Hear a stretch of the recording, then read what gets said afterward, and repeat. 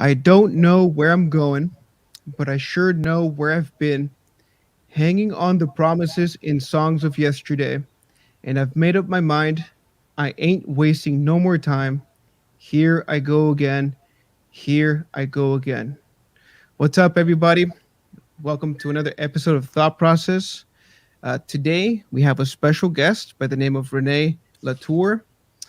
She is what I would consider a modern day nomad.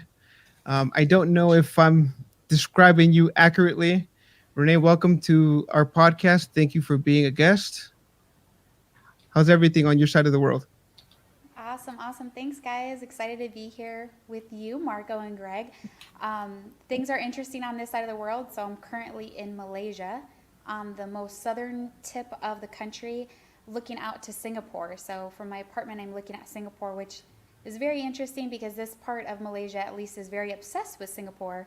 They have good reason. I guess it's a pretty cool little country. Hmm. But yeah, everything's great over here, as great as it could be with all of the interesting things that are going on. But yeah, everything's pretty smashing. Cool. So you said you're in Malaysia and you are currently seeing Singapore. Now, have you ever been to Singapore yourself? No, so this is the first time I've ever been to Malaysia. I've been here since March. It wasn't planned. I was supposed to be here for 3 days, so it's turned into almost a year. So since I've been here, obviously the borders have been closed. So I think Singapore closed their borders around the time everyone else did. Right, So same right. as Malaysia, we can't leave. Once we leave, we can't come back. So yeah, I'm looking out to a country that nobody can go to. Which, long story short, I mean, I'm okay, but a lot of Malaysians who normally go back and forth for work, they're struggling. So I see. it's yeah, haven't been to Singapore yet, but definitely on the list. Oh, that's cool. So, was this your first time going overseas?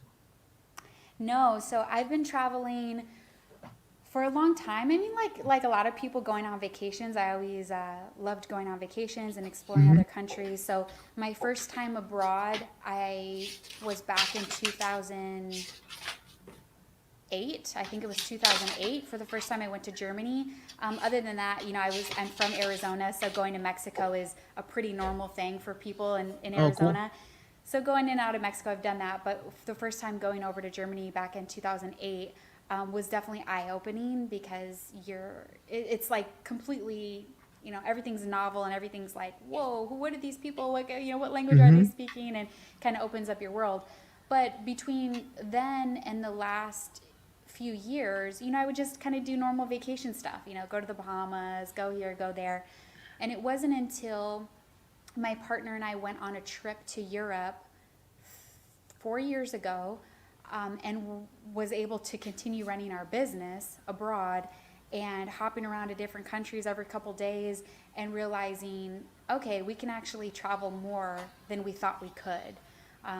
So up until that point, I was more of just a vacationer, and then about 3 years ago, turned more into living nomadically and realizing that I can work, we can run our business from anywhere in the world. Wow, that's very interesting. The only I've only traveled here in the States. I have a little bit of experience with Southeast Asia, only because I work for a company who puts together tour guides. So we're a tour operator on that side of the world.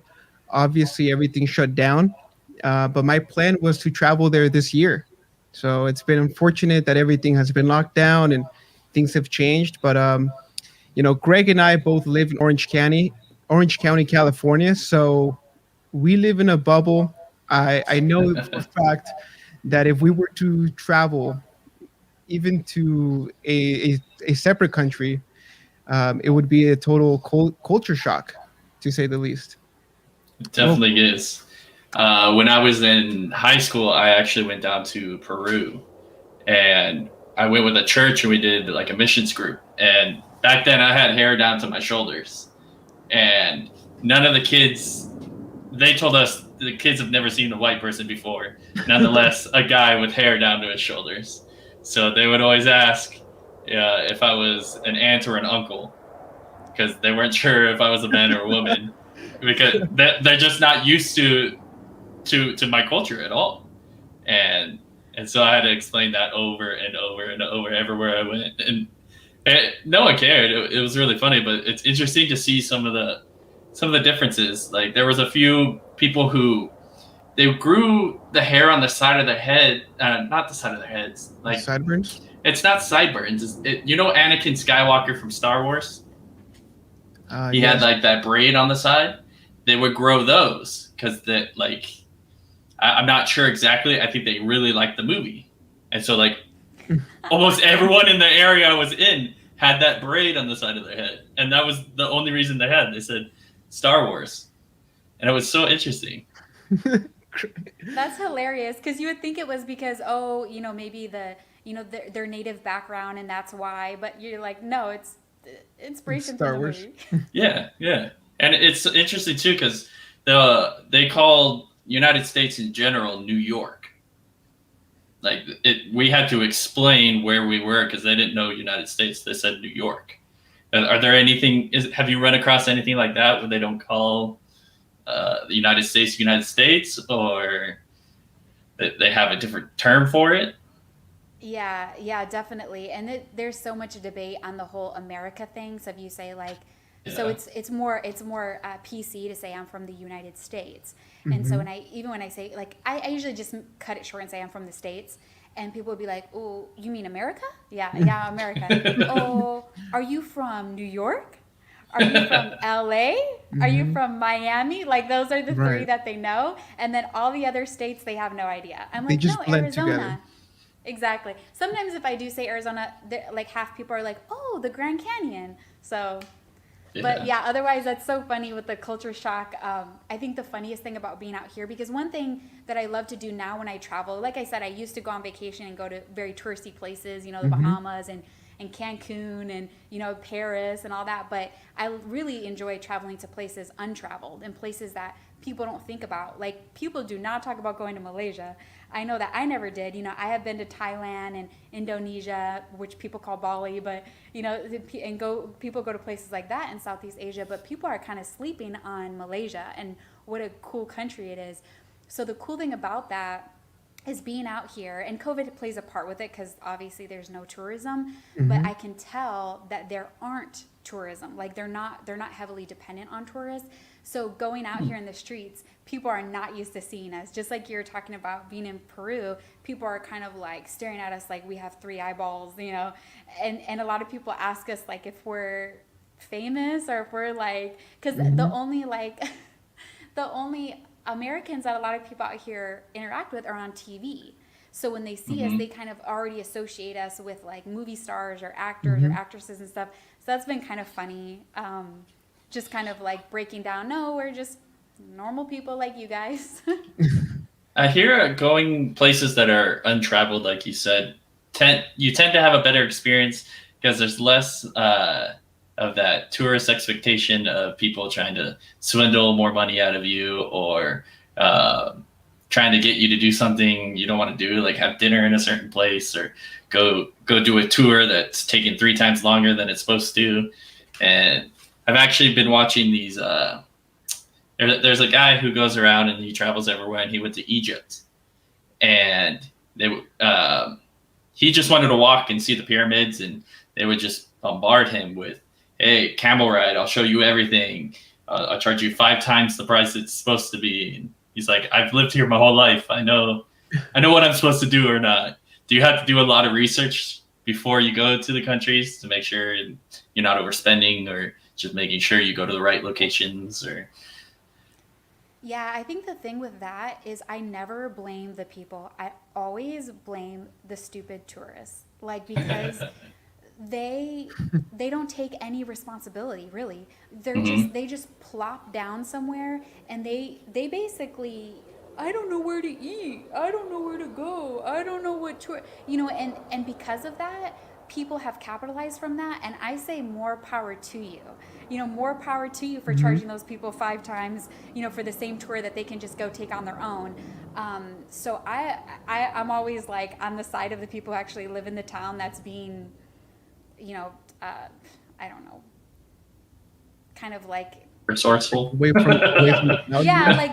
like they're capitalizing on the situation, and the people are kind of, I see these tourists. I just feel like there's such a big difference between tourists and nomads. Like nomads have this for generally speaking, Hmm. they have this feeling of this place is my home right now. So I treat everyone that I interact with as neighbors. These are my neighbors. This is my home. I'm not going to exploit um, any place or people or animals or whatever. Whereas tourists, they kind of go into situations exploiting it, and I understand where they're coming from because they only get 2 weeks of vacation. So they're thinking, I need to make the most out of my time here in Egypt Hmm. or in Paris Hmm. or, in Thailand. I need to make the most of this. So I'm going to go, I'm going to just run havoc basically. Like I'm going to go touch a bunch of monkeys and I'm going to go, destroy the plants and like go Yeah. like basically fuck shit up. And they don't mean any harm. They're just trying to enjoy themselves in their 2 weeks vacation. So for being a digital nomad, I think the research part of it isn't really a big deal. I think you have to just be okay with landing somewhere and saying, this is my home for whether it's one day or 1 month or whatever it is. This is my home today, and I'm going to treat it as such. So I'm going to treat these people with the same respect that I would treat my neighbors back home, with the same respect I would treat my family or my friends. I'm going to treat the animals, with kindness. I'm going to do my, if I want to have a good meal, I'm going to take responsibility to find, okay, let me get on Google and do some research and find the best restaurant instead of just being kind of pushed around by the wind and like, oh yeah, let me just go to this guy who's screaming in my face to come eat at his Hmm. restaurant. So it's Yeah, really just like taking that responsibility and that ownership. And that to me is the biggest difference between a tourist and someone who's going to just kind of like explore. And regardless of if it's a touristy place or not, I think you can make non-touristy places really nice for yourself if you take responsibility. definitely. Yeah, something that I picked up from working with a lot of tourists, in overseas. Um, Not many people, but some are very. They just carry their arrogance from where they come from, and they forget to leave that at home. They forget that they're in a different place with different cultures, and but typically what I found was that well-traveled people were and are the most uh, down to earth, yeah, people that I've met. And these type of people, they typically do respect the environment that they go visit. But like you said, I mean, Americans, it sucks.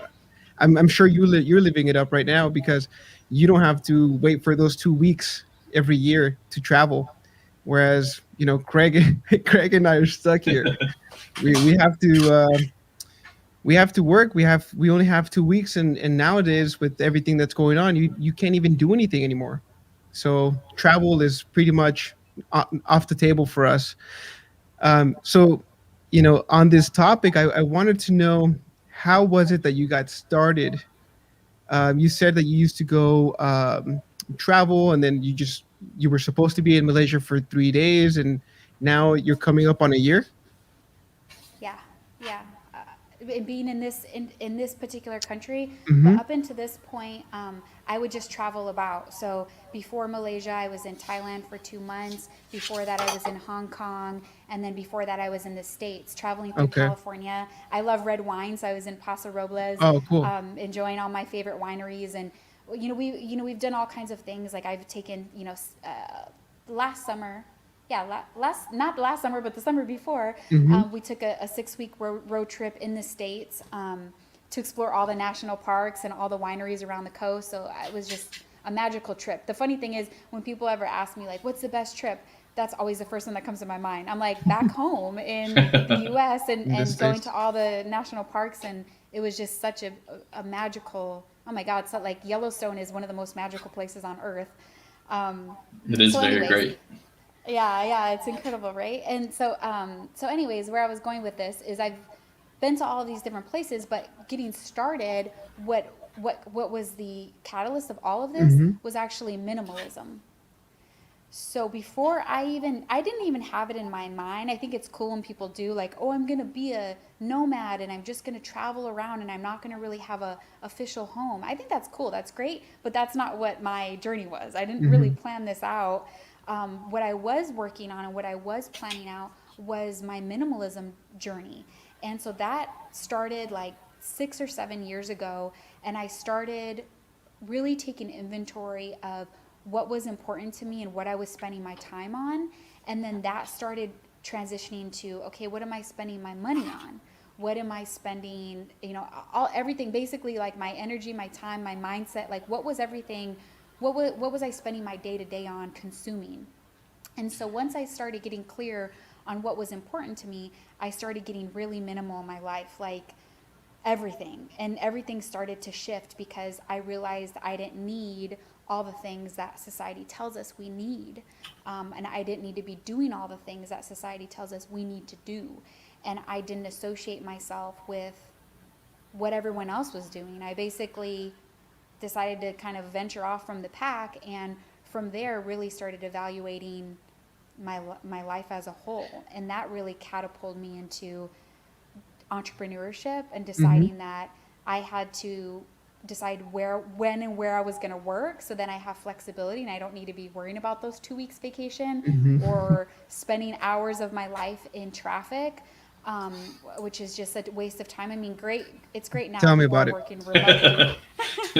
So are you guys working at home? Are you guys going into work, or how does that work now in California? Well, I do. I'm actually just starting a startup here with a property management company. So even though I am working from home most days, I am on the field. I do have to go out and look at real estate and assess different, buildings and just tenant issues that we have. So traffic is still, it's back to normal. For maybe 6 months it was very minimal traffic. Nowadays it's a headache. It's never going to stop here in Orange County. We're like a central hub for a lot of work, so it's just part of life here. That And and high. Yeah. I worked in the restaurant business previous to all this, and I could go back, but it's just so many different reasons why I would do that or continue to pursue other options. And the restaurant industry is kind of right now it's kind of dead unless you have been in a restaurant that has been really successful or a big name or you're in a great location. Everything else died, and I was part of a small family restaurant that had 3 stores, so it was already kind of on the fence, and now it's just open to be open. And so I'm just waiting for this all to kind of die down and become normal life, and I'm gonna go into something new because I don't know, the world does seem to be changing a lot. And Yeah, yeah, and it kind of like accelerated everything, right? yeah, so all my buddies are in management of restaurants, and they're all saying that it's pretty much them running the restaurant as the manager now because either people don't want to work or there's just not enough work. Yeah, there has been a significant change when it comes to working from home. See, a lot of corporations that had their operations in an office realized that through COVID, having people at the office was actually costing them more money than having them work at home remotely. So it's a change that I'm starting to see here. It's taking place. Most of the office buildings, you can't see more than, it's probably 8 in 10 that you see, for lease signs. So you can definitely see a shift in the market on how people are going remote. So I don't know. I think that we have to figure it out. I think that this is also giving a lot of people the opportunity to do something like you are, where they don't have to be tied down to an office 9 to 5. They can work from home or they can travel. I think it's going to open a lot of doors. I'm very excited to see where it's going to go from here. Yeah, yeah, exactly. And that's the thing. Like, I was part of the whole rat race. And then when I decided, like, I'm done with this. I'm gonna dive into entrepreneurship and take that route and decide how many hours I'm gonna work a day, where I'm gonna work from. You know, working from home. That was almost 5 years ago, going on 6 years ago. Yeah, 5 years ago, Hmm. and making that decision. You know, when a lot of people weren't. Like a lot of people are like, I think it's still people like family and friends. They're still like, what do you even do? I don't even know what you do, you know? So working online has been normal for me in the last 5 years. And obviously none of us could foresee COVID pushing things forward. Hmm. But I don't think location independence is for everyone, but obviously I'm a huge proponent of it because I think it gives you really great perspective and gives you so much freedom to live anywhere and explore the huge, you know, this huge world that we live in.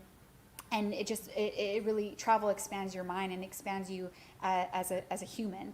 So I obviously I'm in that camp, but it does come with its challenges. And like I was saying, it wasn't until we traveled, we had a trip through Europe, and it was like 4 or 5 weeks long, and we were still running our business on a completely different time zone, and us Hmm. realizing like, oh, we can actually run our business that's based in the US in any time zone as long as we have the system set up right. So That's right. that forced us to make sure that we have all of our systems trump tight in our business so that we can run it basically, so the business can run itself, and we're just basically, you know, working on the business and not in the business like we were before going completely remote. So you mentioned minimalism, right? I'm wondering, was minimalism part of what you were already doing? Was it like a almost like a side effect of you having to go travel for work, and then you realize that you don't need a lot of things, or how did that come about? Because that's a pretty big perception change. You know, For not a lot of sure. people can do that. Hmm. Yeah, for sure. And the minimalism came first, actually. So I started taking inventory, and I started with the easy stuff, the small stuff. For me, like I always tell someone, like the easy stuff is your things. You know, how many pairs of shoes you have and how many handbags you have. And if anyone who knows me knows that I used to have a whole entire room that was a closet. Like I had a closet that looked like Kim Kardashian, but I wasn't Kim Kardashian. I was just deeply into consumerism and filling my life with things. You know, that Hmm. brought me immediate gratification. That brought me significance. That made me feel important. You know, if I had a nice outfit on, you know, that made me feel like, and I had to have multiple. You know, I still like, and that's the beautiful thing about minimalism. People always think that they have to get rid of things that they love. Like, oh, I like my nice car. I like my Hmm. nice house. You know, I like my vacation home. I like all these things. You know, I want all these handbags. The thing that you will realize, and you only realize through the process of starting with the very easy things like the pairs of shoes and the handbags and that kind of thing, Hmm.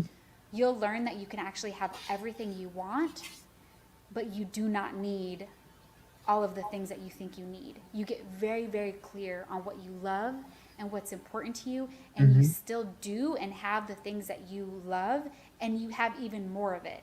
It's kind of it's an interesting journey that it's hard to explain whether until you actually experience for Hmm. yourself. Now, uh, don't they tie a motto to it, like less is more, right? Is that Yeah, that's that's that's that's one of my mottos for sure. really? Some people would say the same about me. I'm a very frugal person. And when it comes down to anything, we go out to dinner, and my first thing is not looking at what they have; it's looking at the prices, and then from the prices, decide which food I like the best. And Yeah. it becomes a habit. Like growing up, my parents always taught me how to save money. I get an allowance. $1 goes to the bank, $1 goes to church, and the rest I can do whatever I want with.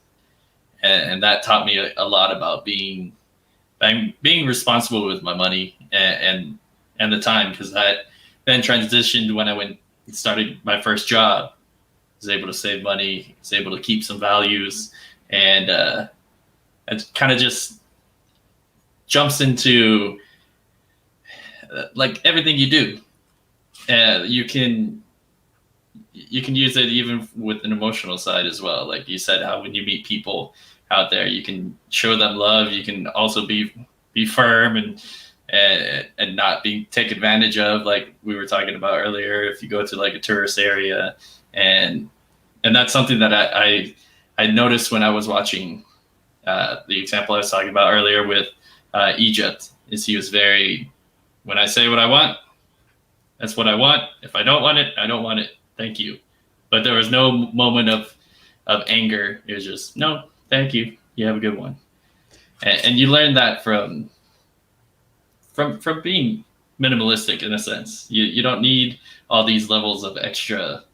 I don't know. Instant gratification. Extra gratifications, and it's a good feeling. Because you know what's important to you. Like Mhm. because if you don't know what's important to you, someone else will be there to tell you. Someone else will tell you, oh, you need this. You need this new car. You need this job. You need these accolades, whatever. Someone will Yeah. tell you because you don't know. You're not fully in tune with what's important to you and what's going to bring you fulfillment in life. And if you're not, someone else will be there to give it to you. And I'm all supportive for that. That's capitalism, and I believe in that. So it's really up to you to decide and determine, okay, what am I going to have in my life? So Renee, what was the most difficult thing you had to get rid of, if you had one, That's or that's a many? great that's a great question. Because one thing I do want to touch on, but I will answer your question Hmm. because that'll help me think about it, is it's a journey and it's something that everyone has like little tips and tricks, and I have my own too that worked for me. It took me 4 years to get rid of all my stuff. And when I say everything, I literally have a backpack that's on the back of my back. That's it, like the size of a carry-on, and that's it. And that's coming from someone who does like nice things. I do like, nice, comfortable, expensive clothes. I do like nice things. And that's okay. I do, and if I want nice things, I get nice things, but I don't need so much of it. I don't need so many of those things.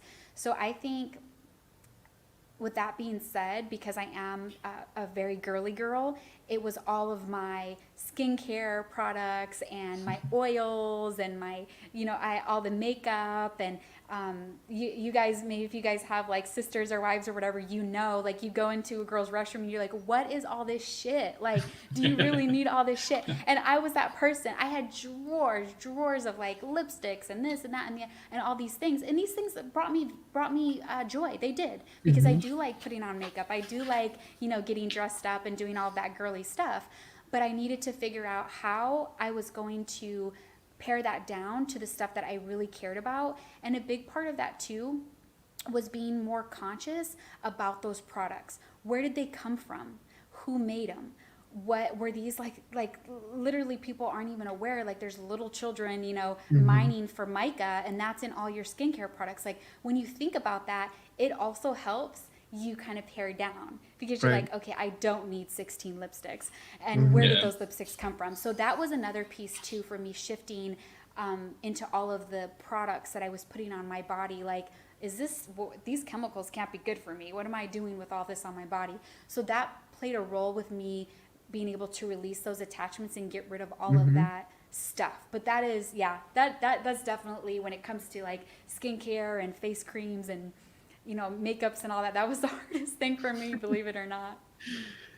Man, that's interesting, because now it's like, I have a skincare routine, and I'm like, man, do I really need that?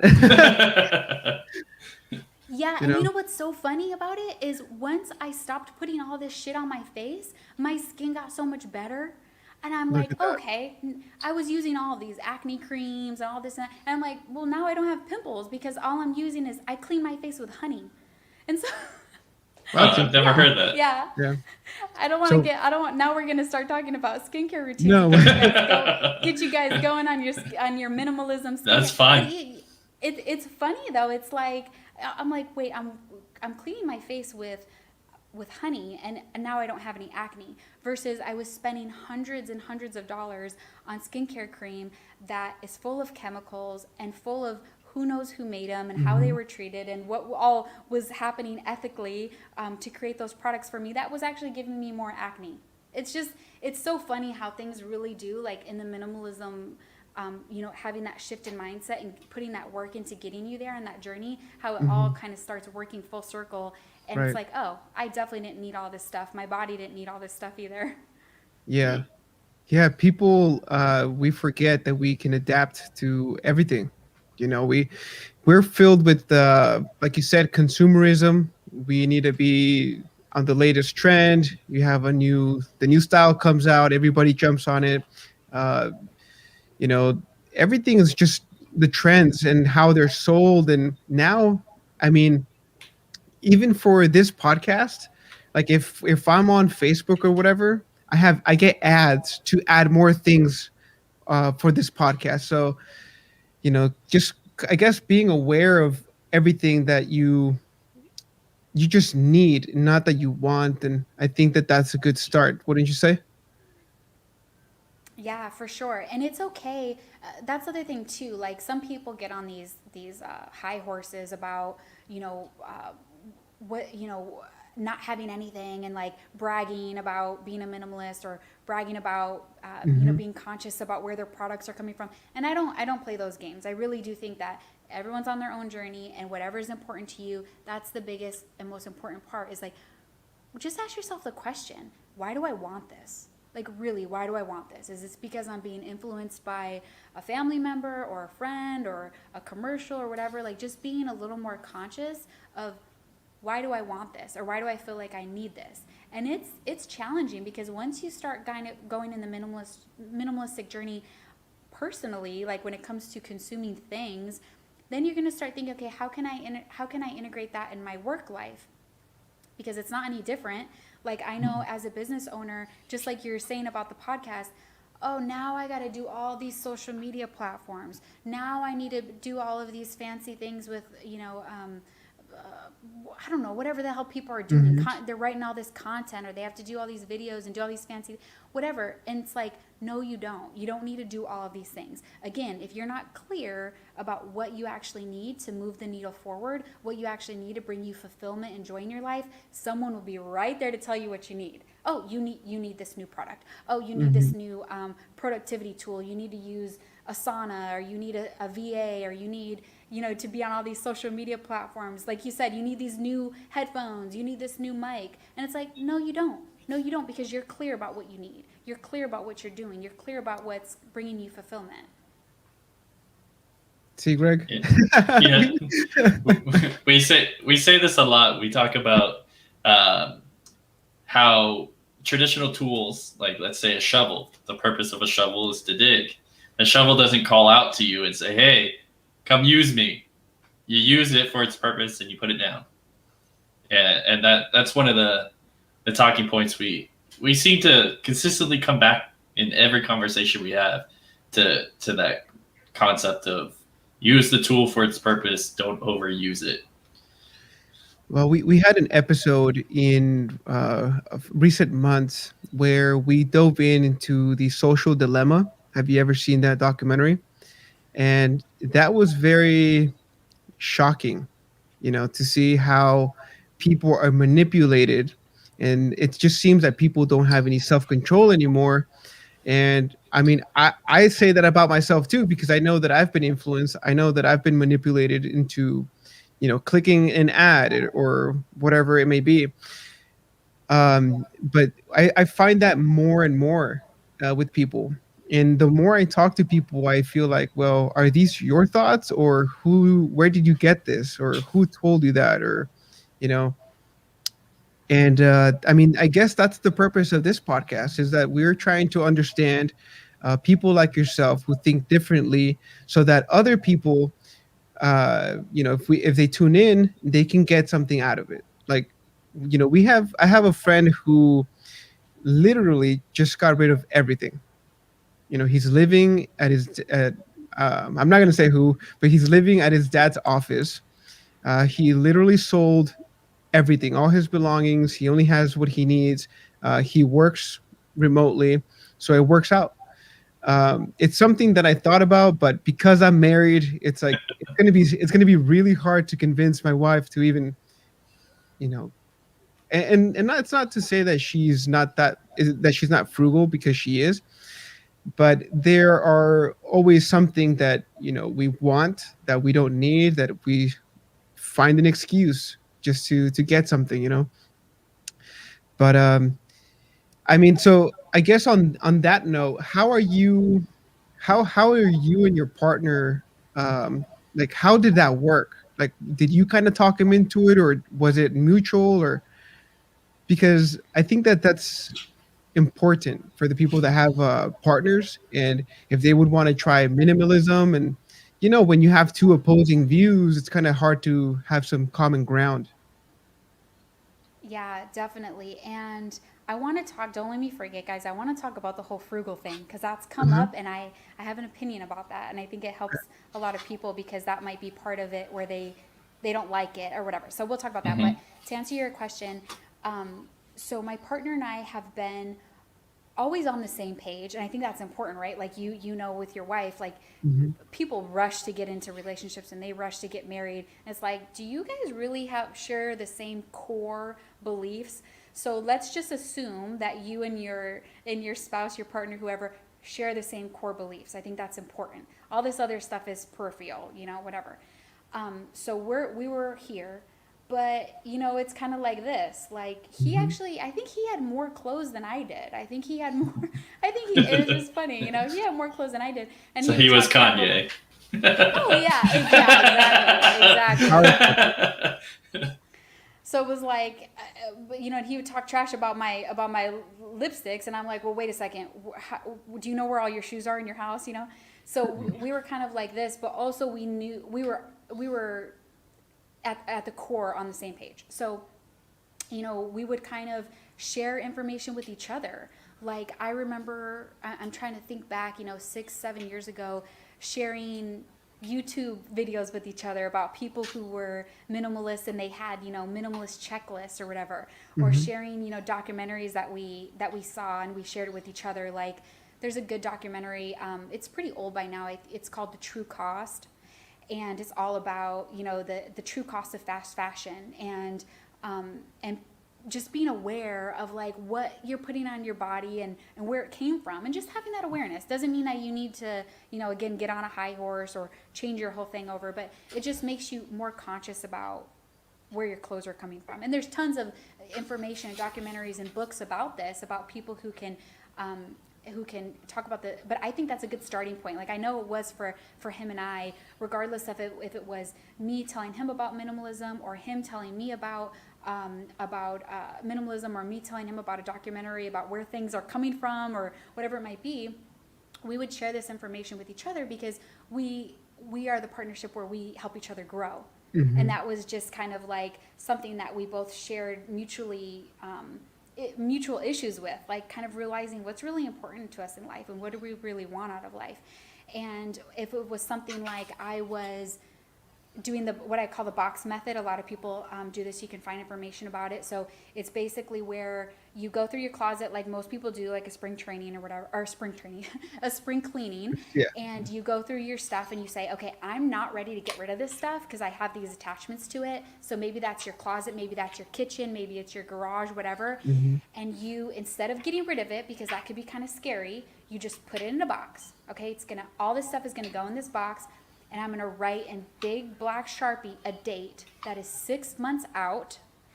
And on that date, I'm going to throw that shit away. So, and I don't mean throw it away. I mean like find a second home for it. So you can have Right. a garage sale. You can not a garage sale because some people actually they won't sell it. They'll say like, oh no, this is $500. You can't Well, have this. So dedication. so just donate it. Give it to somebody. Try to find a second home for it. I wouldn't advise throwing in the trash, obviously. So you do that, but what you'll realize is in those 6 months, if you needed any of that stuff, you would have gone and grabbed it, and now it's no longer in the box. So it actually has useful purpose. It actually Hmm. has more life in it, that object. Hmm. So you don't have to worry about parting with things. Now, when the 6 months is there, you look at the box and you're like, oh yeah, I'm cool with getting rid of all this stuff. It just makes things easier. So like little things like that, you can kind of share as you're going along the journey with your partner that helps them move along. Because I do not, again, I think it's cool for people like you said, your friend, maybe he did that over a week or a month, maybe however long it took him to get rid of all of his stuff. My journey was like 4 years. Like it was a long time because I had a house, I had a car lease. You have things, you're not just going to be like, oh, I'm just gonna like give the car back. It doesn't work that way. Like in Right. reality, there's Right. some nuances to really getting rid of all of your stuff, and it takes time. So just kind of like those little tools and tactics and tricks and resources that you can find online to share with your partner. I think that's a good starting point. Yeah, and not just that. I imagine that the changing the habits was probably the most difficult thing. That's something that we like to talk about quite a lot here.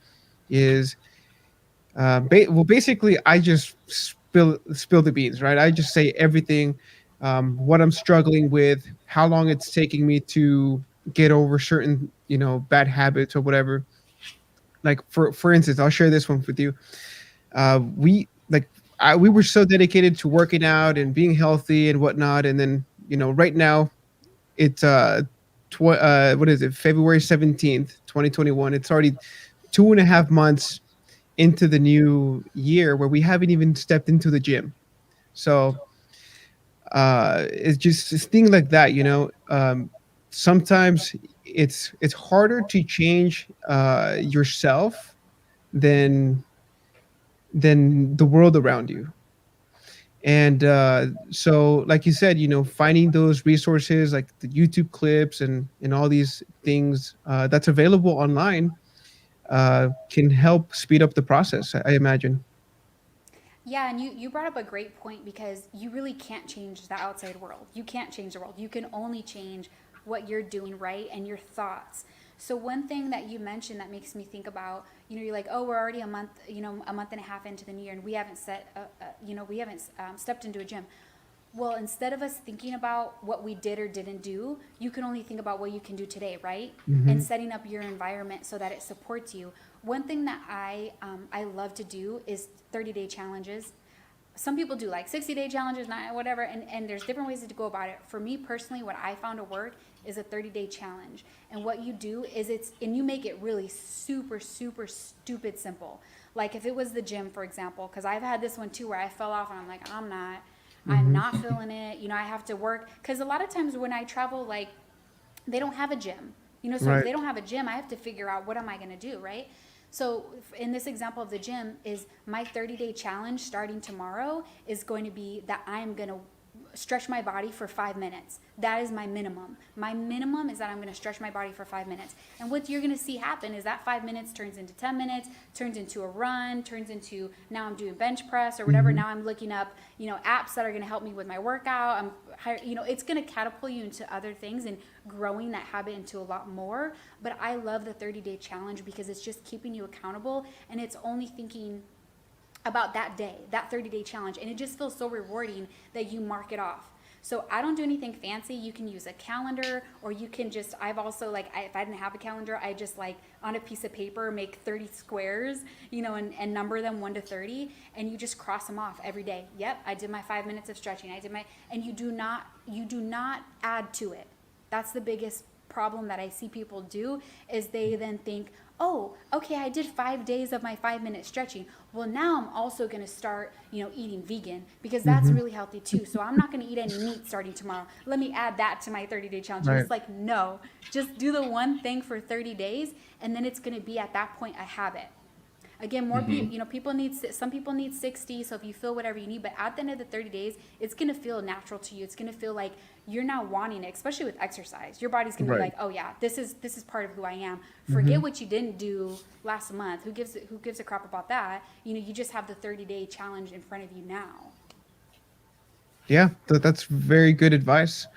um, Greg, what do you think? I don't know. Well, That's just when you that's just talk, what I do. That's just what I do. yeah, It's not advice. That's either take it or leave it, whatever. I actually started back in the gym this week. I actually put a program together. It's 3 days on, 1 day off, and it seems like a very simple thing to do because you still get the break. And I made it very simple, kind of like how you said, just to make sure to do it. I do. I've just started doing a lot of walking because I moved to an area where I can just walk to everything I need to do. And since there's nothing else to do, I don't take my car places anymore. So that on top of the 3 days is a way for me to jump into it and get to it, because Marco and I have a challenge. We're trying to hit a goal by July. I think July we said 4th, 4th of 4th July. of July. It, Hmm. we're going to be doing something a little humiliating, so we better be in shape. So you guys are gonna be like fitness models? Is that the? we better be. No, that's cool. You guys, More, you have like accountability partners. Like that's awesome. Yeah. I think it's going to be more like the Oscar Mayer Wiener calendar shoot. All right, you guys better send me pictures. That's awesome. That's hilarious. But We just like plan you're to do saying, calendar. Greg, you're keeping it simple, and like walking is so underrated. Like that's what I realized too in this last year. Just like, okay, really, I have nothing else to do but walk. Like you said, I was in the same boat. I'm like, man, walking is really underrated. But then people are like, no, I'm gonna run 10 miles. It's Hmm. like Hmm. you're just gonna injure yourself. Man. It's like Yeah. Yeah, silly. tomorrow you're not going to be able to walk. Next day you're not going to do it again, and then you're just done. Yeah. Setting yourself up for failure. The box, I think you said it was box method. I actually do something similar, but I make it a whole lot more annoying for me. I put everything in a bag, so it's like awkwardly like shaped and it's sitting out, and I throw it in my kitchen. So every time I walk by, I end up kicking it, and eventually I'm just like, nah, this is get this out of here, and I throw it in my car. And then whenever I usually go to like Goodwills and all that. I'm very thrifty. I'll eventually just drop it off there. But I have been using that method without knowing other people use it. Yours Yeah. actually is probably more effective because it's more like in your face. Like, no, we're getting rid of this crap. Yeah, it's all done. Now, we had mentioned something about being frugal, so I didn't want to lose that train of thought too. So Yeah, just a yeah. reminder. Thank you. Yeah, and Greg brought it up again because I'm too like I have never really been a saver. I've been more of let me find the best deals. Like if I Hmm. feel like I'm getting a deal, then that justified it in my mind to make the purchase. And so I've never really been much of a saver. I was more of a spender. But one thing, and it's just, this is just facts, that when you are on an entrepreneurial journey and you're choosing to create your own income, you're going to have a lot more income coming in because no one's dictating how much you're going to be Hmm. paid hourly or what your commission split's going to be or whatever. You're dictating how much money you're going to make, right? So whenever you're in a sales role where you can make as much money commission based, or you're entrepreneur where you're deciding how much money you're going to make, then you're obviously going to have a lot more money coming in. But so even with me now, 5 years ago starting that entrepreneurial journey and now being more in control of the income coming in, I never budget. I never budget. I never make decisions solely based on how much it costs. My number one thing is what do I really want, and like what are my standards. So for example, I'll give you an example because traveling is huge. Hmm. You're going to travel within your means because you Right. can budget travel like you can ride on chicken buses or hitchhike or Hmm. sleep, couch surf, or you Hostels. can be flying. Yeah, exactly. Or you can be flying in private jets and you can have someone, private driver drive you around and all that. So there's like when you travel, there's like a huge gap between Hmm. all the possibilities and all the choices. So I really don't consider myself like a budgeter, like because I do not budget. I do not budget at all because I know what is important to me and I use that as the guiding light. So I'll give you an example, like places that you're going to stay when you're on vacation, for example. So when I'm looking at Airbnbs, I have requirements. Like I want a nice view. That's important to me. So even though I know that the apartment's going to be more expensive, and someone could say, like these people around here, they always ask like, well, how much do you pay? How much are you paying for your apartment? When I tell them, they like fall out of their chair. They're like, oh my god, that's too expensive. For Hmm. the Malaysian people here, they're like, that's Right. crazy expensive. But they don't have the same values as I have. Like I Hmm. want a very comfortable space. I want a very comfortable bed. I want a nice view. I want enough space. I want 2 bedrooms and 2 bath. And people don't understand that. They're like, wait, you're only 2 people. Why do you need 2 bedrooms, 2 bath? So it's just that's for me that I want to feel comfortable. Working at home, I want to make sure there's enough space and we're going to be comfortable. We're not going to be squeezing ourselves into a studio to save money because Mm-hmm. that's now impacting the quality of my life. Right. So, so that's my whole concept of being frugal, and if that makes sense. Like, I think that you can kind of restrict yourself trying to save money, but reality, what you should do is kind of turn that around. Like, okay, what's really important to me, and I'm willing to pay for those things that are important to me, and other things I don't find value in, I'm not going to spend money on that. Like, obviously, I'm not Yeah, spending the money on a bunch of Chanel bags because that's not important to me. Mm-hmm. that's Now, what we. Oh, go ahead, Marco. now, is this something that goes, side by side with the nomadic lifestyle, where you have now a new sort of freedom? You can say freedom, and is that the reason why, like, you want to have the liberty to do what you want, right? But obviously, you're gonna cut back on in some areas of your life so that you can have for the things you actually want, not the things that you thought you wanted. Is that right?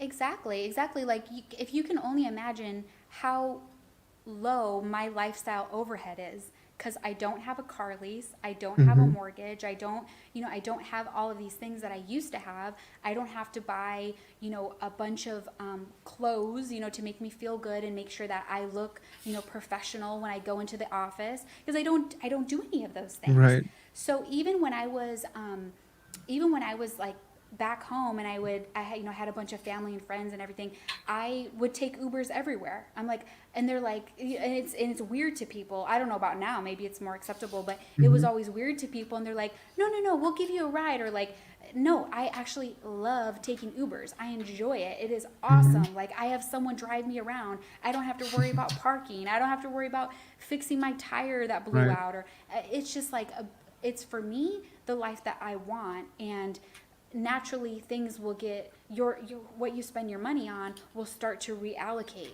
Right. right? So I don't spend money on those things, but when I want to go have a nice dinner, or I want a nice workout clothes, like, I buy the best of the best. I buy the best of the Mm-hmm. best workout clothes. If I want a nice meal, I'm gonna buy the best of the best steak. I'm not gonna go eat some shitty steak at a garbage place. And 99-cent store.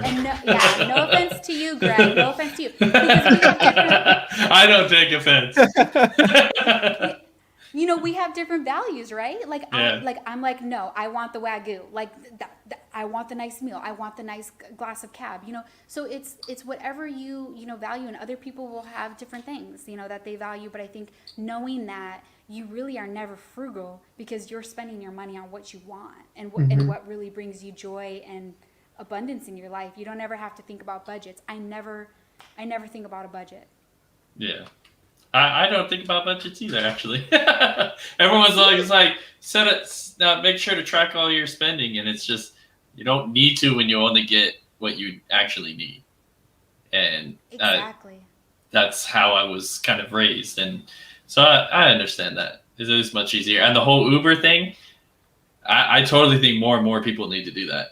I would do that. I have a son, so I have to drive him places, so I can't do that. But it's definitely cheaper. And I've done the math so many times, and I don't understand why more people don't do Yeah, Yeah. it all depends on your it. lifestyle, like, Yeah, whether it's going to be more cost effective or not. But you could think about. I think it is important for people to think about. Okay, again, going back to, like, why do I actually want the car that I think I want? Because society's telling me I need this kind of car because that means something about me. Think about that, obviously, and then also think about, okay, if I wasn't spending that money on that car, what else could I be spending that money on? That's Mm-hmm. stuff that I actually do enjoy. And that's even if you are not, entrepreneurship and commission based jobs, that again is not for everybody. So maybe you are like, no, I'm cool, like, I like my employee style a gig. Well, even with that, you can still start thinking about what you're spending your time and money on, and how you can be minimalistic in your life. yeah. Yeah, those are really good points. Now, when it comes to the traveling, right? So, how have you picked the destinations that you like? For instance, like right now, you ended up in Malaysia. And how long have you been there? So March will be a year. Wow. I think it was like March 10th we arrived in Kuala Lumpur. So how did you guys arrive to that decision to go there? So my style and our style, because we're a team, you know, me and my partner, Hmm. we look at where we want to go.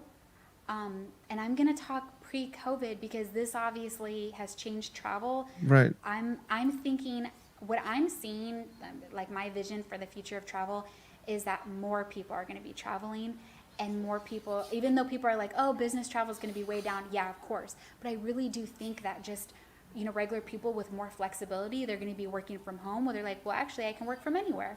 So I really Hmm. do think that in the next, you know, 2, 3, 4 years, whatever, is going to be even more travel.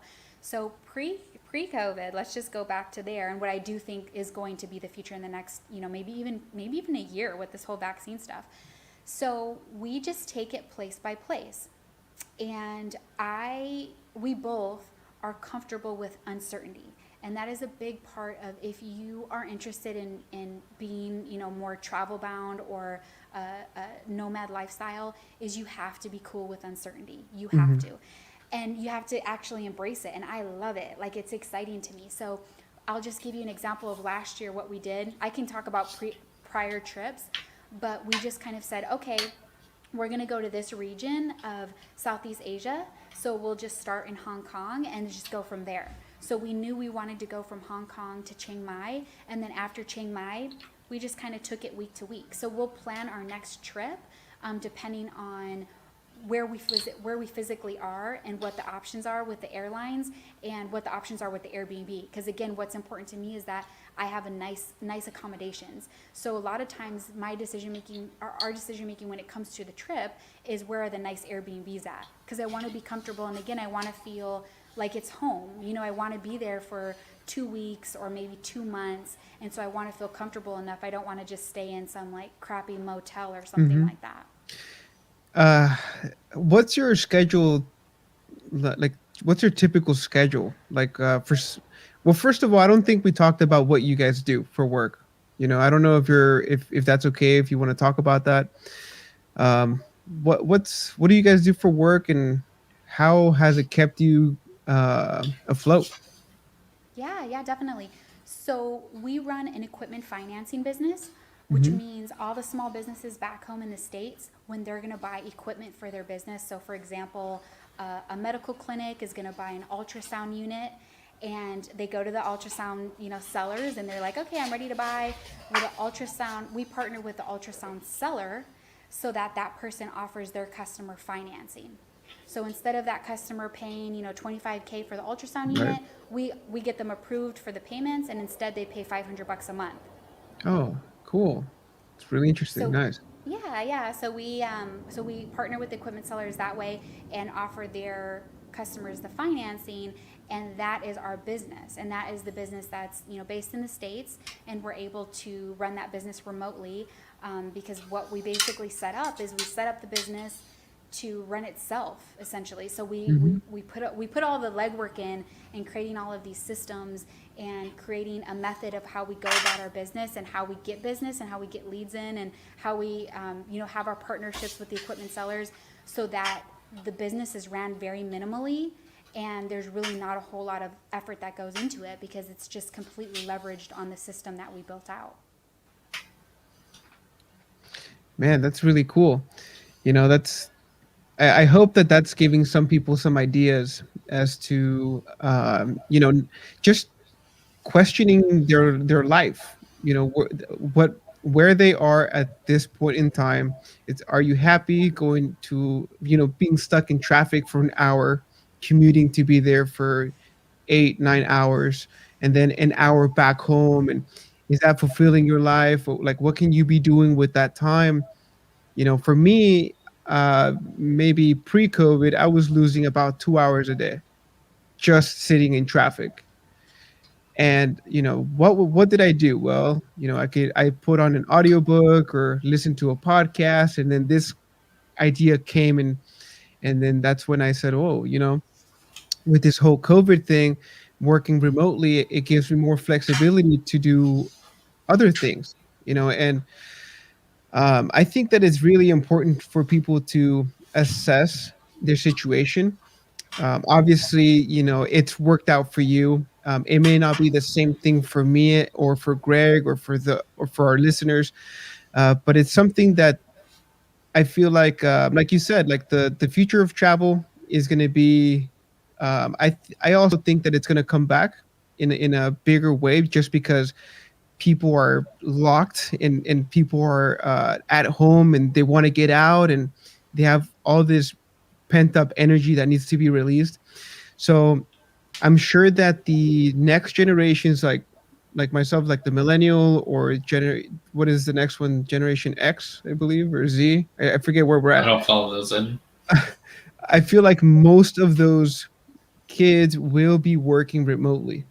This COVID thing definitely is going to be influencing the market, and it's going to be shifting the jobs that way. Um, but if you had to, let's say that you had a young person who said, Renee, how do I get started with this whole minimalism thing, and how can I find either a company or you know uh, finance my own idea to become an entrepreneur and have my own business? Like, what would your advice be? Yeah, for sure. So, because we're so blessed with so many options and so much information, right? Like you could Mm-hmm. just open up your phone or open your laptop, and there's a ton of ways. Like, okay, make money online, build a business, all of these things. So, I think the most important thing is, again, going back to the main questions, like what's important to you and what do you want and why do you want it, and you're going to be able to use that as your foundation. But again, it really doesn't matter what you do. Like, there's so many choices out there. What matters is that you know your why. Like, why are you choosing, why are you going this direction, whatever business it might be, whatever entrepreneurial journey it might be. What is that why behind that? Because that's going to drive you forward, nothing else. Because you can say, oh, this business didn't work for me because of how, the whatever, how it's set up, or I didn't get enough leads, or I didn't make enough contacts, or it's not lucrative enough. It's all up to what is that why driving what you're doing, and is that strong enough for what you're doing. Like, obviously, I'm a huge proponent of what we do in equipment financing, because it Mm-hmm. has given us so much freedom that we can just work, minimally. I mean, I think I worked 10 minutes today. So you don't need to put in all of these hours. And even on the front end, when I first got started, I was only working like 4 hours a day. So a lot of people who start on their journey, it's like anything, and any business is going to be like this.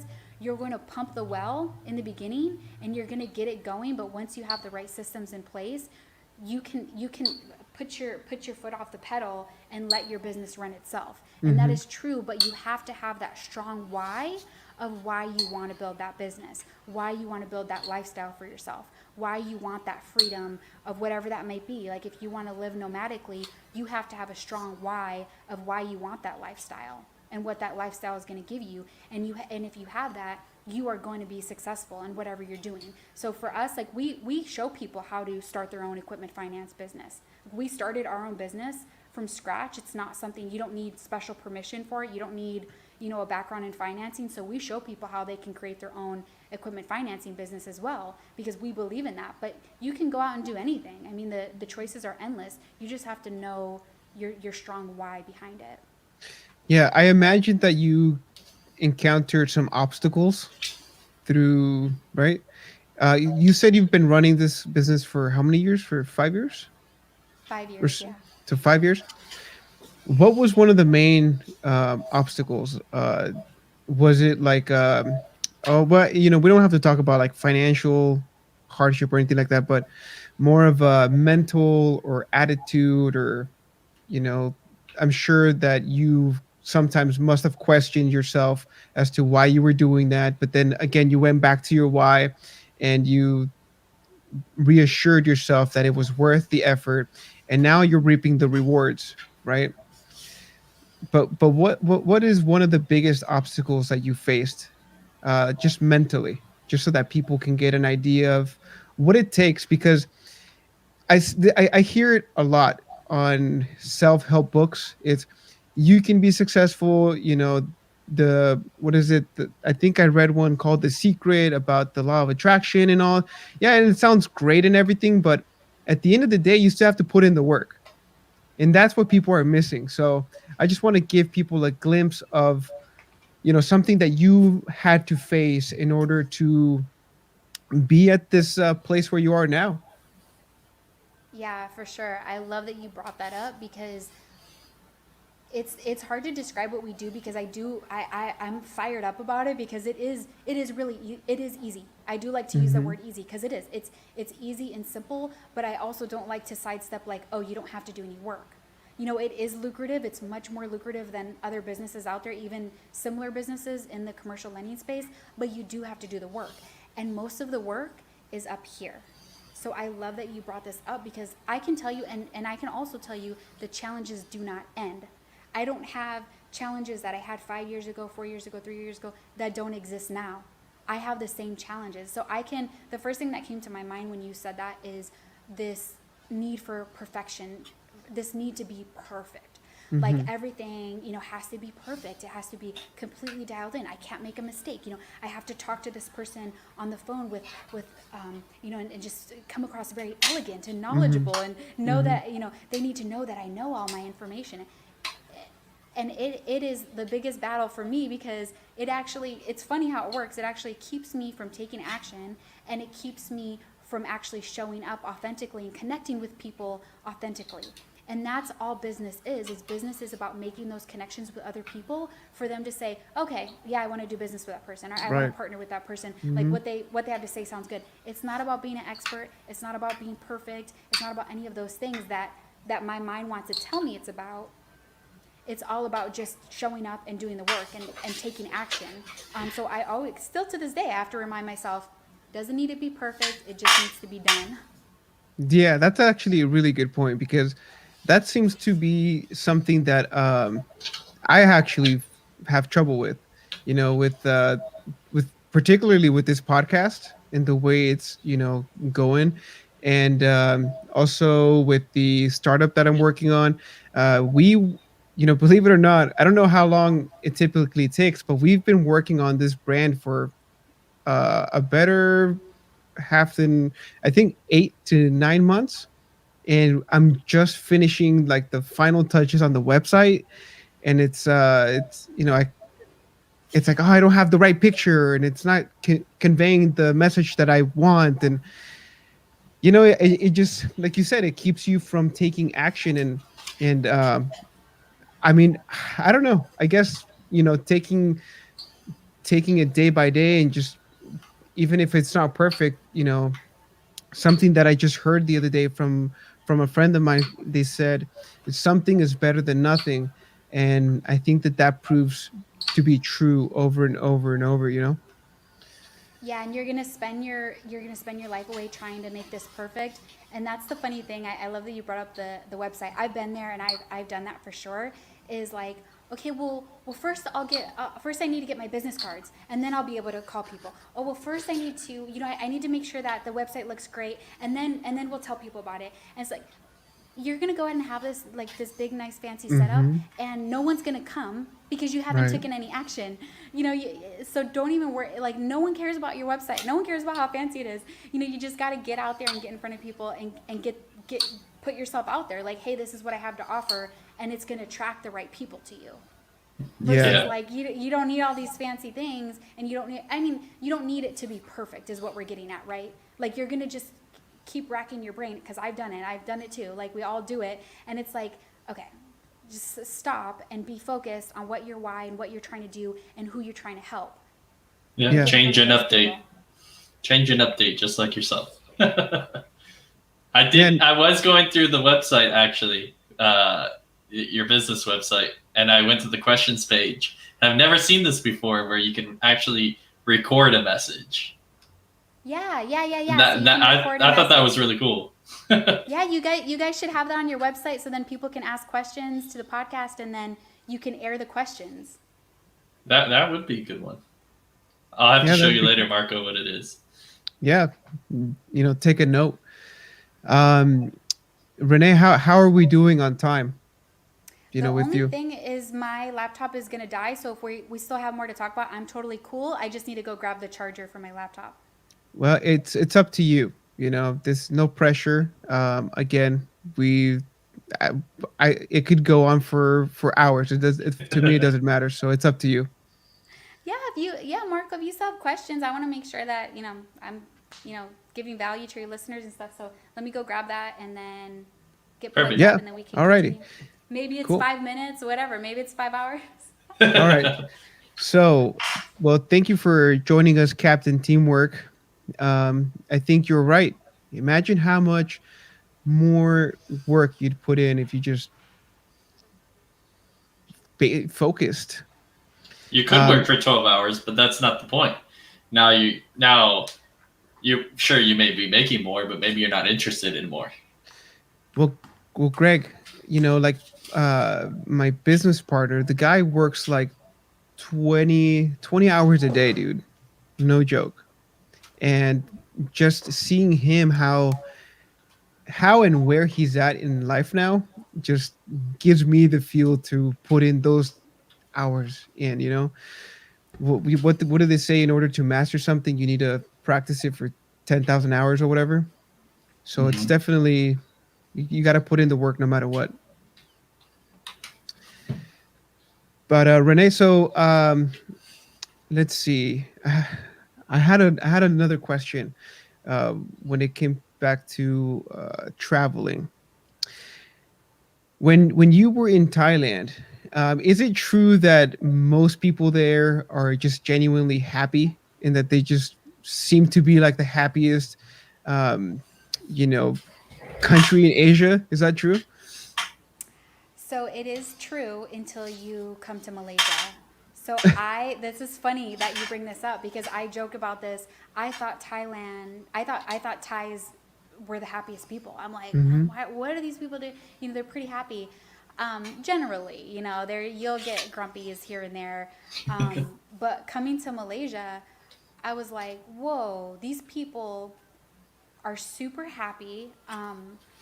They're it's so interesting because like Thailand, there's really not as much diversity in religion as here. So most of Malaysia, and even like the government entity and the prime minister and everybody, they're all Muslim. So the country in general overall is a Muslim country. And Hmm. they have, the mosque little seance thing, their Hmm. prayers, they're going off at all hours and all of that. So there's a lot of Muslim people here, but there's also a lot of Christians, there's a lot of Hindu, there's a lot of Buddhists, and so it's very mixed. And it's just so, and there's I guess the three major races or ethnicities or whatever, if you will, Hmm. are I guess Malaysians. So there's the Malaysians, there's the Chinese, and then there's like the Indian. So people from like India, and then there's like everyone else. So there's like those three major groups, but I would say mostly it's like Malay and a lot of Chinese. And obviously the Chinese are not Muslim. The Chinese, a lot of them are like Buddhist or Christian, Hmm. and they all get along. And so you guys know, like religion is one of those things that like, man, people will they'll kill each other. That's the reason why people kill each other, right? For the Hmm. most part. So it's just so refreshing and interesting to see these people out here and how friendly they are with one another and how well they get along with each other, even though they have these like crazy different religions. They're very accepting of each other. Um, so I think that's just so interesting to me. They're just very, very happy people. So in the comparison to Thailand, it's just different in that sense. Like there's much more diversity here as far as like ethnicities and religions. Like most of Thailand, it's just Thai people, majorly. I mean, there's a lot of Chinese out there as well, but mostly Thai majorly. And then just everyone's really happy out here. They're really helpful, and you think like, well, what's their motive? Like why? Like Hmm. I was in a 7-Eleven once, and I was buying a coffee, and I didn't have any cash. I just had my card, and the guy's like, this guy in line's like buying my coffee for me, and I'm like, oh no, I feel bad, like I'm gonna have to pay him back, or what is he trying to get, or Mm-hmm. whatever. And he's like, Mm-hmm. no, genuinely, he's just paying for my coffee. And so then the next day I'm like trying to give him money, and he wouldn't take the money. And so it's just kind of like just little things like that. The people out here are just so friendly and really genuinely helpful. Like they genuinely want to help you. And I also notice how they interact with each other too, Mm-hmm. because one thing you notice when you travel is that people will treat you differently because you're a tourist, right? Right. They'll be a lot nicer to you. But so I've been really interested in like looking at people and how they interact with each other. And you'll have someone who's in a full, a full hijab to, everything's covered, Mm-hmm. like Mm-hmm. everything. They even have the gloves and everything, their whole body's covered. And they're walking just alongside, a young Chinese girl who has her butt hanging out of her skirt, and it's like they're just getting along. And it's like two completely different worlds in one world. It seems that Malaysia is the better version of the United States. Honestly, it's so crazy how developed they are. I think because they do have a lot of influence from Singapore. It's like Mm-hmm. Singapore's little sister, and Yeah. so they teach everyone English in school. So English is spoken widely out here. So in Thailand, Okay. even in the most even in the most touristy places in Thailand, I've still been in restaurants and things where they don't speak any English, and you're still just kind of like, oh, I want the green curry, and you're trying to like figure out, your special order or whatever. But here in Malaysia, it's like almost everyone knows English because they're taught in school, and they really care about educating their people, and Mm-hmm. so the people are just they're not relying on tourists. They have their own economy. They're just kind of living a normal life. So it is very similar to being in the States. And it's very comfortable. Like I was shocked. Like of the places I've been to in Southeast Asia, this is definitely. If I had to choose a favorite country, this would be it for that purpose. Like as far as livability long term. Mm-hmm. Okay. Interesting. That's funny because one of our listeners is wondering if that's a good place to retire. Yeah. I would say heck yeah, and yeah, there's a lot of expats here. I would suggest that they travel through Malaysia because Mm-hmm. it's very similar to the States and like different culturally, like how different parts of Malaysia are different culturally. Like for example, we were in Kuantan, Malaysia, which is on the east, like northeast coast of Malaysia, and it reminded me of San Diego. I don't know if you guys have been to Yeah. OE. Mm-hmm. Hmm. So it reminded me of like being in San Diego, and so it was just like everyone was really relaxed, and it was kind of like a kind of beach vibe, Mm-hmm. and people were just more relaxed and cool and chill. And then coming here to Johor, it's more of like a city, like more kind of like bustly. Yeah. So it's just kind of like it's kind of cool because it's you have to figure out what's going to vibe with you most, and you can go around and travel to the different parts of Malaysia. Yeah. Interesting. That sounds really cool.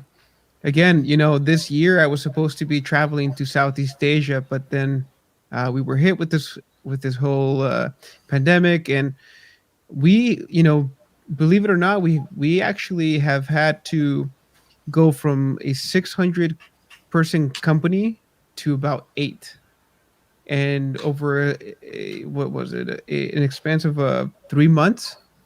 So it was very, very difficult. Now with this whole COVID vaccine, I hope that we get back to normal. We're still hanging in there, but I don't know. For the foreseeable future, I think it's pretty bleak still for in terms of the travel industry. Um, now, so I wanted to know from you, what was the if you had a choice? Okay, so like let's say that um, maybe you're doing well here in the States, and you're planning on traveling over to Southeast Asia. If you had a choice, what would be from your experience, the best place to start? In just Southeast Asia. Well, I mean, just traveling, I guess. Sure. From Yes. your experience. Um, so I haven't been. There's still so many places that I wanted to go to. Like I said, I haven't been to Singapore. I haven't been to Vietnam or Philippines. Like I think there's still like so many cool places that I want to check out after all this Hmm. shakes out, right? I think Thailand actually is a great place to start. I think it's fun, it's beautiful. That is one thing I will say Thailand over Malaysia is the little islands and the little places that you can go in Thailand. It's crazy. Like it feels like you're in Jurassic Park. It's just Hmm. incredible. So I think Thailand is a good. It is a good place to start. I like Thailand more than Bali. Bali in Indonesia is definitely overhyped, and you get definitely. It's just like tourist traps, Right. beyond. Again, the people are super nice there, and it's like, but I preferred Thailand much more to Bali. Or if you're going to go to Indonesia, check out some of the other places. It's not just Bali. There's all these other little islands that you can check out. But I would say definitely Thailand, and then I would encourage people to check out Malaysia. It's a great country. It's very westernized. There's a lot of cool places to see as well. There's still a lot of places I haven't seen. So hopefully we're hoping that we're going to be able to do some diving. If you're into school, okay, that's number one thing. Like if you're going to come to Southeast Asia and you're interested in diving, you should get certified to scuba dive and do that, because that is like scuba diving is incredible. I don't know if you guys are into that kind of stuff, but I've Southeast Asia never. has beautiful diving. You know what? Once I started seeing these viral videos where people are scuba diving, they encounter sharks. It's giving me cold feet. I'm not gonna lie. Yeah. Uh, Yeah, I remember this one time I was in Panama, and we weren't even diving actually. We were just snorkeling, and so mhm. we went on this little boat trip to snorkel, and my partner yells, "There's a shark in the water!" And instead, you would think that because I was still on the boat, you would think that Mhm. I'd be like, "Oh, I'm not going in there." I jumped in the water with my pants on. I still had like shorts on, and I jumped in the water because I wanted to see the shark. And so it was kind of fun. You'll never. It was so funny, and I'm like, oh my, and I had to like dry my jean shorts off or whatever. But you're never. It's like the chances of you ever encountering something that's gonna hurt you. Those animals are so afraid of you. Like Mhm. it's not gonna happen. You're totally like it's more dangerous doing other day to day things. That's for sure. Yeah, That that's good, Greg. I was gonna say that's one of the questions I was gonna have about. Are there things that you choose to go to different countries for? Like, are you really into mountain biking? You said scuba diving. Do you prefer just going around taking pictures of architecture? Usually, people have some kind of niche that they like to do while they travel. Yes, yeah, that's a great question. I should have thought about that when Marco was asking too. Is definitely diving. Yeah, it is definitely diving. So before we came here to Malaysia and we were in Thailand, we were diving. Um, and like I said, we've gone through Central America and we're diving through Central America. That they have really great diving there. And then I was hoping, before all this happened, Australia was on our next destination, so we were going to Mhm. go to Australia and New Zealand and do some diving there as well. So that's definitely something that I always think about when planning our trips. But I also don't like to be closed minded, right? Because there's tons of amazing places that you can't dive. So if there's other places, I'm definitely more of a nature person than a city person or museum person. I love those things too, and I'm totally like, if I'm in Italy, I'm gonna go to the art museums, in Italy and Mhm. France and Mhm. all of that, of Mhm. course. But I'm more interested in like the hiking and the ocean and the jungle and seeing the animals all about. Like in Malaysia, there's a bunch of Komodo dragons out here, and Okay. they're Oh, that's huge. right. People call them alligators. I'm like, they're not alligators. They're lizards basically. Yeah. And so there's a bunch of like Komodo dragons out here. There's these really cool monkeys that are actually pretty rare. I think they're even on the brink of like going extinct. So there's like these really cool monkeys with like cool little details around their eyes, Mhm. and their little babies are orange, and it's just incredible to like. And so we're just like walking, walking our morning walk, and there's monkeys everywhere, and there's Komodo dragons, and there's crazy exotic, birds that are like prehistoric looking. Mhm. So those are the things that get me going, is like the animals in nature and just the natural part of like seeing all of that. Just listening to the things you say them with passion. It's something that it's rare when you speak to somebody here, whether it's at work or a colleague. It's usually about some drama, but it's almost refreshing, to listen to somebody who, they're living the life that they want to live. And I think I want to stress that point a little bit more, because again, like, you don't know, like, a lot of people don't know why they do things. They do things because they're influenced. It's either family or a colleague, or maybe it's your partner who maybe you two don't see eye to eye, and you're always at their beck and call, or whatever it is. It could be personal, it could be business, it could be work, many different things. But it's really interesting to hear you just talk about the things that you're interested in, and you went for it, and kudos to you for that. And I don't know, I hope that I know for a fact that I'm doing what I want to do.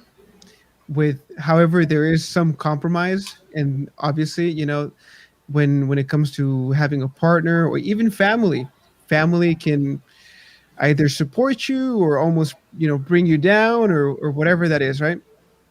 But I don't know. I just would like to encourage more of our listeners to get out there, to take the first steps. Change the habits in order for you to achieve what you want to achieve. Um, it's possible, but you have to put in the work. That's you can't. There's no substitute for that. You still have to put in the work no matter what. But before we end the podcast, I want to know, Greg, do you have any other talking points that you have? Renee, do you have anything further that you want to discuss? I ran out of all the questions that I had, so but don't feel pressured. Again, we're open to stay on, just on the show as long as you want. So Greg, do you have anything? Go. yeah, are you? Sorry, I don't know why I said are you.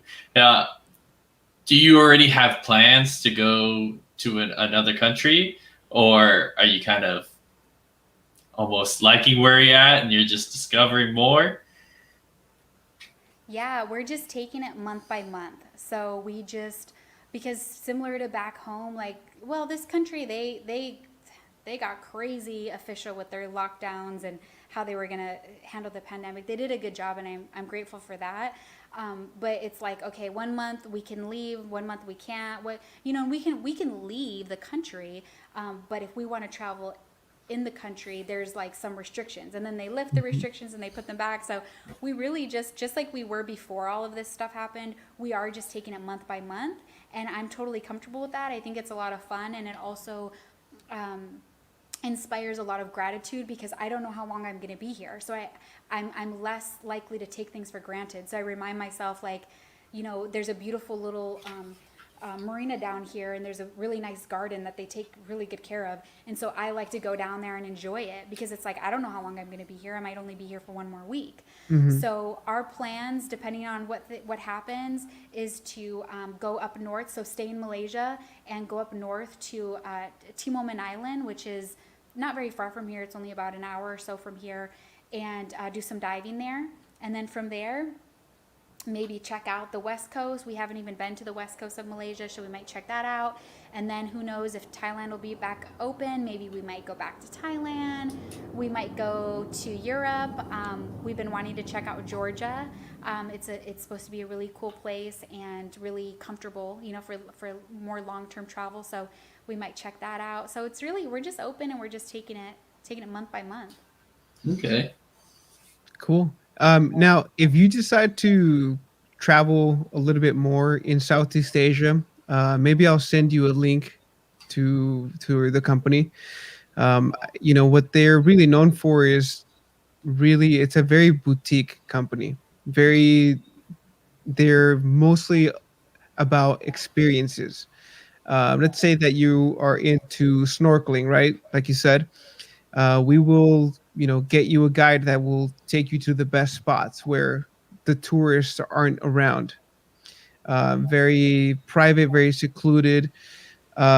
We do camping in caves. We do. I forget the name of the cave, but it's actually we actually just discovered that it's one of the biggest caves in the world.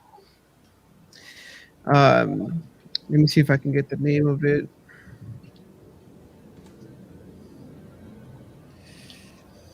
But we're focused on that. We want people to experience Southeast Asia as you're supposed to, away from the crowd.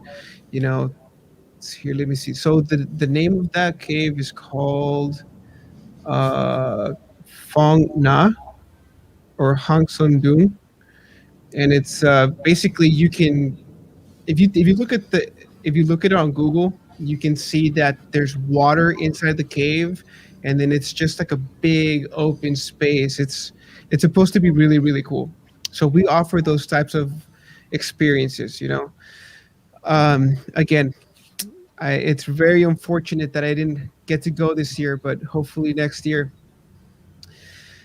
Um, so yeah, I mean, anything else you guys have on your mind? Anything else that you want to maybe you want to plug in your company, your blog? I see that you have a blog called the Fancy Nomad. Are you still working on that? Yeah, so that's just kind of something that I was just doing, just kind of in free time, but not something that I necessarily am like getting people like, hey, come buy something or whatever. It's more Mm-hmm. just like personal things. So check it out if you want to, but you can connect with me personally there. But no, I just love that you brought up like for someone who is kind of doing things just because society's kind of implanted ideas on them or labels of what they need to be or how they need to show up, or even if it's family members who always mean well. Like family members aren't trying to tear you down or they just really probably just don't understand. They don't Mm-hmm. understand what you're wanting, or a vision that you have for yourself. So I love that you brought that up, and I think the key that I'd like to just say, and kind of like a takeaway, like we've been saying, I think the theme of this conversation has more been about like sitting with yourself and asking yourself what's important to me, and why do I want to do what I think I want to do, or why do I want what I want to buy, or if I want to travel, why do I want to travel? What Mm-hmm. is the why behind that? Is it because you want to post photos on Instagram? Think about that. You know what I mean? Think about that, because it's really not going to do anything for you, on a deeper level. So, you think about, well, why do I want to travel? Why do I want, whatever you want? And you're just asking yourself that question and having that self inquiry, because I think it's so important, and people don't spend enough time doing that. Like you said, doing the work, that's the internal work that needs to happen. The Mm-hmm. internal work of seeing what's really important to you. So with that, like I said, we do teach people how to start their own business in equipment financing. So if people are interested in learning about equipment financing, we're going to be opening up that soon, so they can, give us their email address and we can put you on a wait list. So that's at creatorslearn.com. So go to creatorslearn.com and you can check that out. Depending on what time you listen to this podcast, you can connect with us, and if there is availability for us to help you with that, we can talk more about that. Awesome. Perfect. Cool.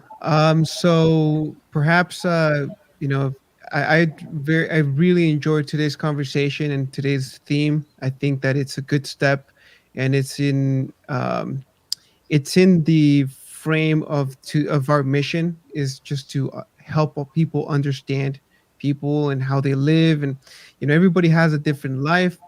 Everybody has their own experience in this life, but it's very important for us to share everybody's perspective on life, basically, with everyone here. So, with that, thank you everybody for tuning in. We will link the. You said it was creatorslearning.com. We will Creators link, learn. yeah, creatorslearn.com. Yeah, Yeah. yeah. Or you can connect with me on LinkedIn. That's like the only platform I'm on. So I don't really spend time on all the other platforms. So if you want to connect with me on LinkedIn, you can message me directly. Yeah, so we will link all those links on the description on all of our platforms. I just want to thank you again for your time, Renee. Um, Greg, any final thoughts? No, I just want to thank you as well.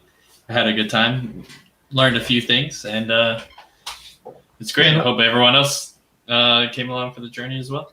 hopefully we have you on again, Renee. Yeah, anytime, guys. I had a lot of fun. Thanks. Awesome. Renee La Tour, everybody. Thank you. We'll Thank see you you. guys next week.